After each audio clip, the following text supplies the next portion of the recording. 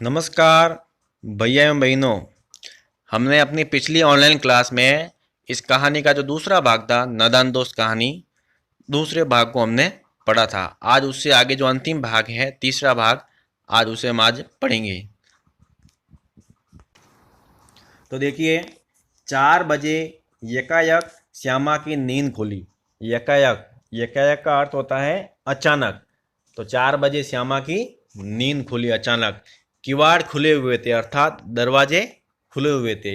वह दौड़ी हुई कॉर्निस के पास आई। किसके पास आई?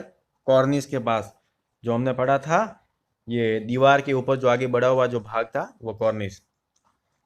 तो वहां पर आई और ऊपर की तरफ ताकने लगी, अर्थात झांकने लगी, देखने लगी कॉर्निस की तरफ। टोकरी का पता न था। संयोग से उसकी नजर नीचे गई।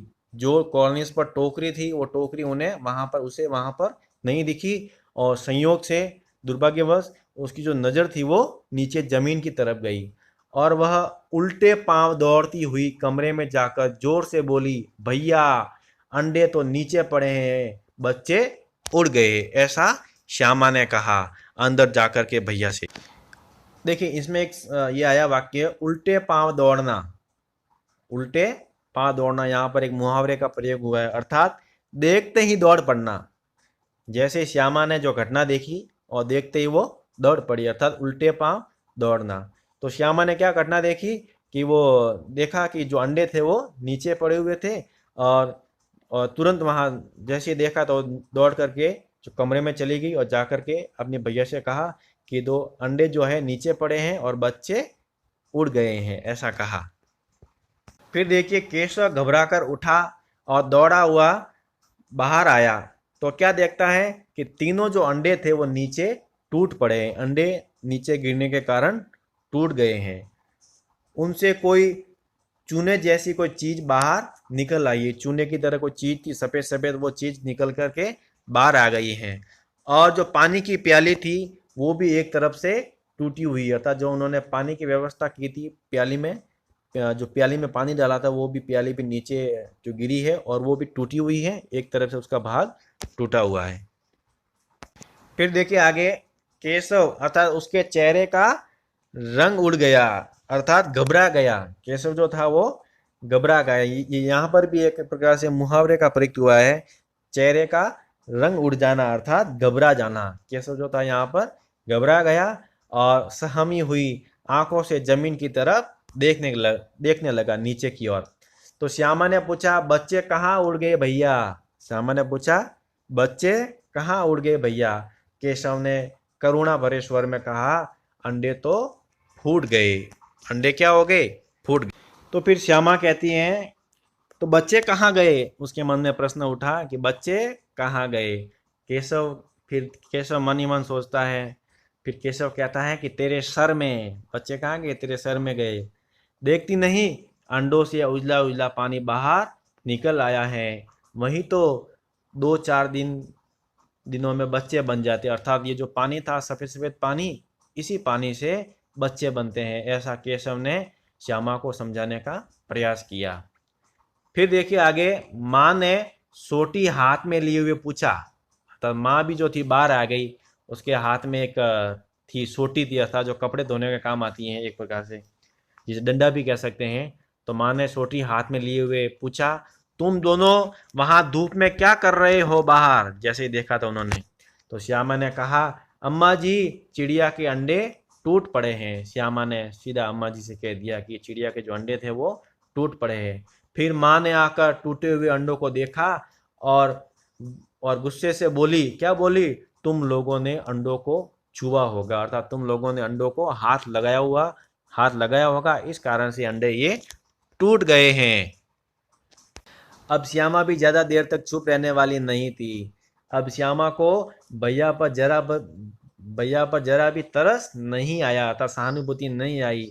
उसी ने शायद अंडों को इस तरह रख दिया कि वह नीचे गिर पड़े, अर्थात श्यामा को लगा कि इसके भैया ने ही ऐसा किया है, इसकी उसे सजा मिलनी चाहिए, ऐसा श्यामा ने सोचा। बोली, क्या बोली? इन्होंने अंडों को छेड़ा था अम्मा जी।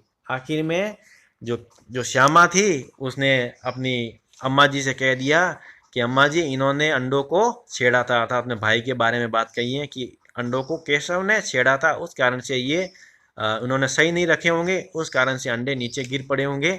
तो इनके जिम्मेदार कौन है? केशव है, ऐसा श्यामा ने अपनी माताजी से कहा। फिर देखिए आगे, माँ ने केशव से पूछा क्यों रे? माँ ने केशव से पूछा क्यों रे, तुमने ऐसा क्यों किया? और जो केशव जो था भिग्गी बिल्ली बना हुआ था। कैसी बिल्ली? भिग्गी बिल्ली बना हुआ था, अर्थात बहुत डरा हुआ था वो। ये यहाँ पर भी मुहावरे का प्रयुक्त हुआ है, भिग्गी बिल्ली बना, अर्थात बहुत डरा हुआ महसूस करना। फिर माँ ने पूछा तू वहां पहुंचा कैसे, आखिर तू वहां पर पहुंचा कैसे? माँ ने अपने बेटे केशव से ये बात कही।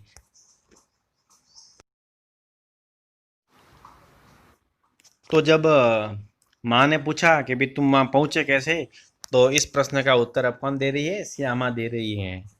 ये देखिए, श्यामा कहती है चौकी पर स्टूल रखकर चढ़े अम्मा जी, अर्थात जो चौकी थी उसके ऊपर इन्होंने स्टूल रखा और उसको रख कर ये उस पर चढ़े थे। फिर केशव कहता है तू स्टूल थामे नहीं खड़ी थी क्या? अर्थात तू स्टूल को थामे कौन खड़ी थी? तुम ही खड़ी थी, वहां पर तुम्हारा भी इसमें योगदान था। फिर श्यामा कहती है तुम्ही ने तो कहा था। अब जो दोनों बालक बालिका हैं एक दूसरे पर आरोप लगाना शुरू हो गए हैं।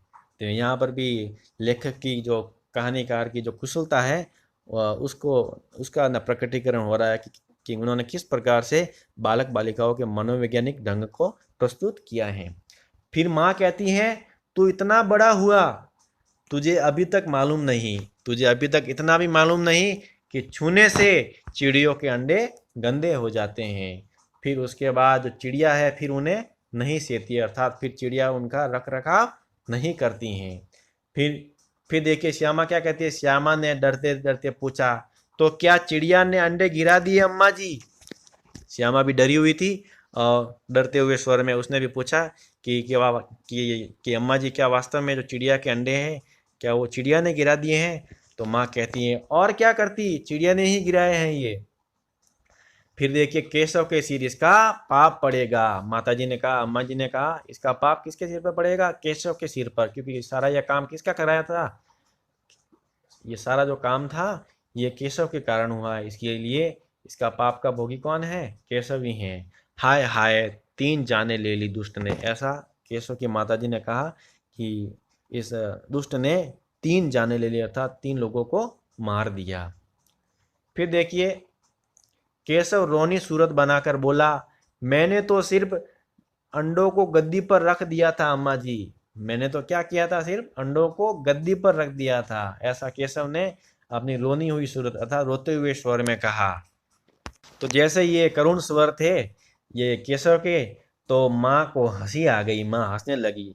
मगर केशव को कई दिनों तक अपनी गलती पर अफसोस होता रहा, अर्थात पछतावा होता रहा। अंडों की हिफाजत करने के जोग में उसने उनका सत्यानाश कर डाला, अर्थात पूरा का पूरा नाश कर दिया।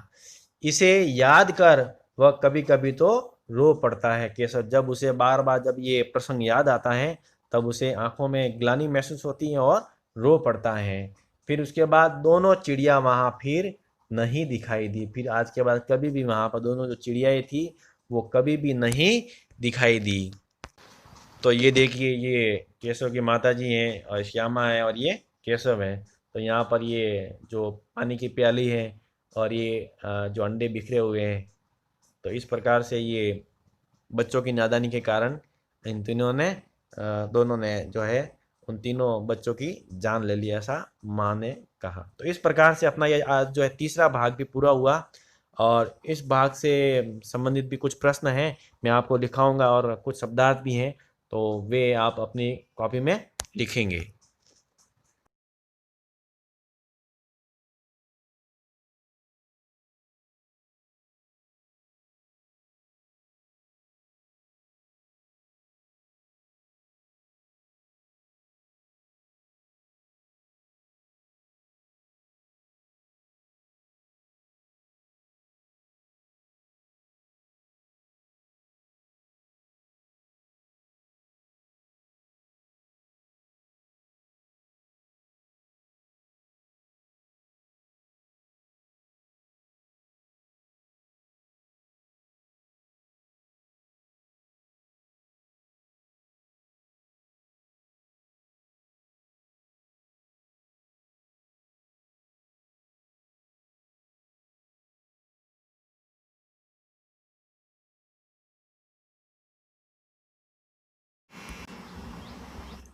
तो अब ये जो 3 प्रश्न हैं,